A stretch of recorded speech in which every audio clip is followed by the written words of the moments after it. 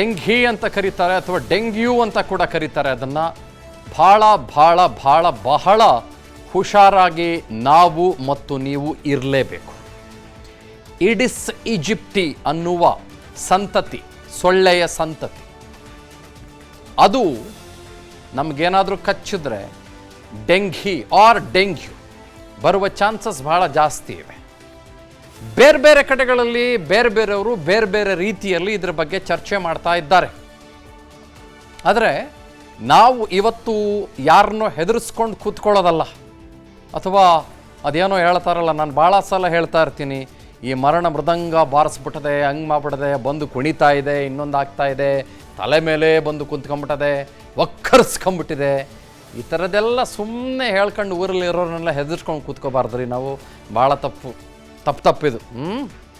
ಆದರೆ ಇವೆಲ್ಲದರ ನಡುವೆಯೇ ನಾವು ಎಚ್ಚರಿಕೆಯಿಂದ ಇರಬೇಕಲ್ವಾ. ನಮ್ಮ ಮನೆ ಮಕ್ಕಳನ್ನು ಮತ್ತು ನಮ್ಮನ್ನು, ನಮ್ಮ ತಂದೆ ತಾಯಂದಿರನ್ನ, ಹಿರಿಯರನ್ನ ನೀವು ಕಾಪಾಡ್ಕೊಳ್ಬೇಕೋ ಇಲ್ವೋ? ಹೌದೋ ಇಲ್ವೋ? ಯಾಕೆಂತಂದರೆ ಈ ಡೆಂಘಿ ಅಥವಾ dengue is a vector borne disease. ಅಂದರೆ ಏನು? It's a virus. Vector Born ಅಂದರೆ ಏನು? ಮಸ್ಕಿಟೋದಿಂದ ಬರುವ ಡಿಸೀಸ್. ಅನಾಫಿಲಿಸ್ ಹೆಣ್ಣು ಸೊಳ್ಳೆ ಅಂತ ನಾವೆಲ್ಲ ಭಾಳ ಚಿಕ್ಕವರಾಗಿದ್ದಾಗ ಓದ್ತಾ ಇದ್ವಿ. ಆ ಅನಾಫಿಲಿಸ್ ಹೆಣ್ಣು ಸೊಳ್ಳೆಯಿಂದ ಮಲೇರಿಯಾ ಬರುತ್ತೆ. ಮಲೇರಿಯಾ ಬಂದರೆ ಏನಾಗ್ಬಿಡುತ್ತೆ? ಸಿಕ್ಕಾಪಟ್ಟೆ ವಾಂತಿ ಭೇದಿಗಳಾಗೋದು, ಭಾಳ ಜ್ವರ ಬಂದುಬಿಡೋದು, ಆಮೇಲೆ ಕಂಪ್ಲೀಟ್ಲಿ ಡಿಹೈಡ್ರೇಟೆಡ್ ಅಂದರೆ ದೇಹದಲ್ಲಿರುವ ನೀರಿನ ಅಂಶ ಸಂಪೂರ್ಣ ಹೊರಟೆ ಹೋಗೋದು. ತತ್ಕ್ಷಣ ಅದಕ್ಕೆ ಚಿಕಿತ್ಸೆ ಸಿಗಲಿಲ್ಲ ಅಂತಂದರೆ, in most of the cases ಅಂತಲ್ಲ ಅಂತಂದ್ರೂ ಕೂಡ ಇನ್ ಮೆನಿ ಕೇಸಸ್ ಸಾವು ನೋವುಗಳು ಸಂಭವಿಸಿ ಬಿಡೋದು, ಇದೆಲ್ಲವೂ ಕೂಡ ಮಲೇರಿಯಾದಲ್ಲಿ ಆಗಿಬಿಡುತ್ತೆ. ಮತ್ತು ಈ ಸೊಳ್ಳೆಗಳಿಂದ ಭಾಳ ಜನಕ್ಕೆ ಚಿಕುನ್ಗುನಿಯಾ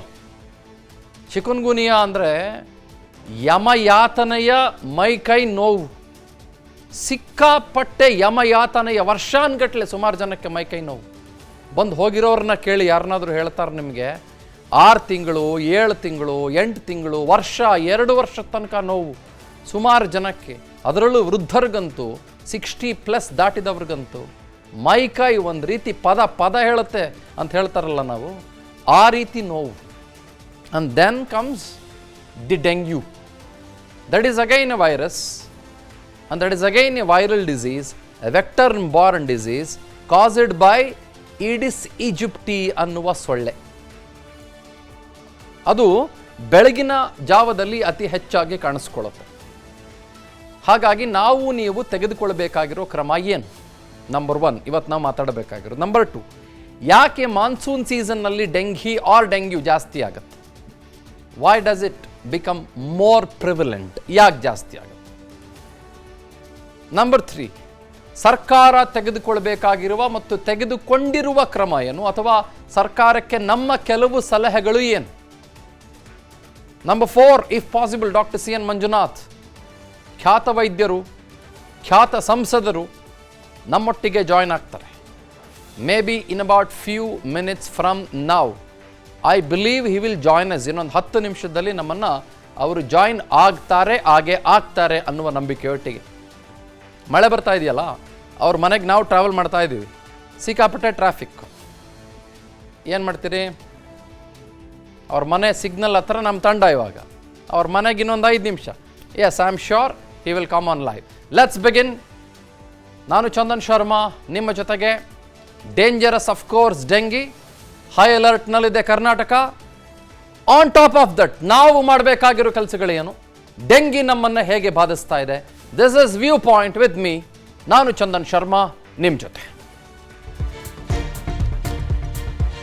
ರಾಜ್ಯಾದ್ಯಂತ ಜನರ ಜೀವ ಸಹಜವಾಗಿ ಡೆಂಗಿ ಹಿಂಡ್ತಾ ಇದೆ. ಹೌದು, ಭಾಳ ಹುಷಾರಾಗಿರಿ. ಸದ್ದಿಲ್ಲದೆ ಈಡೀಸ್ ದಾಳಿ ಮಾಡ್ತಾ ಇದೆ. ಎಚ್ಚರ ತಪ್ಪಿದ್ರೆ ಅಪಾಯ.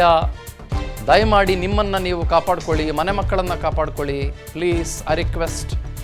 ಕಳೆದ 24 ಗಂಟೆಯಲ್ಲಿ 197 ಡೆಂಘಿ ಪ್ರಕರಣಗಳು ಪತ್ತೆಯಾಗಿದ್ದಾವೆ.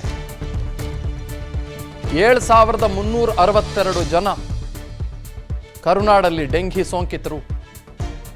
ತಪಾಸಣೆ ಮಾಡುವಾಗ ಅರೌಂಡ್ 50% ಜನರಲ್ಲಿ 50% ಜನರಲ್ಲಿ ಡೆಂಗಿ ಪಾಸಿಟಿವ್ ಕಾಣಿಸ್ಕೊಳ್ತಾ ಇದೆ. ರಾಜ್ಯದಲ್ಲಿ ಈವರೆಗೂ ನಾನು ಅದನ್ನು ಮಹಾಮಾರಿ ಅಂತ ಕರೀಲಿಕ್ಕಿಲ್ಲ, ಯಾಕಂದರೆ ಮಹುಮಾರಿ, ಆ ಮಾರಿ, ಈ ಮಾರಿ, ಹೆಮ್ಮಾರಿ ಅಂತೆಲ್ಲ ನಾನು ಕರೆಯಲ್ಲ ಅದನ್ನು. ಅದು ರೋಗ ಅಂತ ಕರಿತೀನಿ ನಾನು ಅಷ್ಟೇ ಅದನ್ನು. ಓಕೆ, ಸುಮಾರು ಜನ ತಮ್ಮ ಪ್ರಾಣ ಕಳ್ಕೊಂಡಿದ್ದಾರೆ, ಹಾಗಾಗಿ ನಮಗೆ ಮಹಾಮಾರಿ ಅಂತ ಅನಿಸ್ಬೋದೇನೋ. ಇನ್ಫ್ಯಾಕ್ಟ್ ನಾನು ಕೋವಿಡ್ ಟೈಮಲ್ಲೂ ಕೂಡ ನಾನು ಬೇರೆ ಕಡೆ ಇದ್ದ ಸಂದರ್ಭದಲ್ಲಿ ಮಹಾಮಾರಿ ಅಂತ ಕರೆದಿರಲಿಲ್ಲ. ನಮ್ಮೊಟ್ಟಿಗೆ ಹೃದಯವಂತ ಡಾಕ್ಟರ್ ಮಂಜುನಾಥ್ ಸ್ವಲ್ಪ ಹೊತ್ತಲ್ಲಿ ಜಾಯ್ನ್ ಆಗ್ತಾರೆ. ಈವರೆಗೂ 7 ಜನ ತಮ್ಮ ಪ್ರಾಣ ಕಳ್ಕೊಂಡಿದ್ದಾರೆ. ಪ್ಲೇಟ್ಲೆಟ್ಟು ನೋಡ್ತಾ ಇದ್ದಂಗೆ ಸಡನ್ಲಿ ಡೌನ್ ಆಗಿಬಿಡುತ್ತೆ. ಒಂದು 4 ಲಕ್ಷ ಪ್ಲೇಟ್ಲೆಟ್ಸ್ ಇದ್ದರೆ ಒಳ್ಳೆಯದು, ಅಥವಾ ಒಂದು 2.5 ಲಕ್ಷ ಇದ್ದರೆ ಭಾಳ ಒಳ್ಳೆಯದು ಅಂತ ಹೇಳ್ತಾರೆ.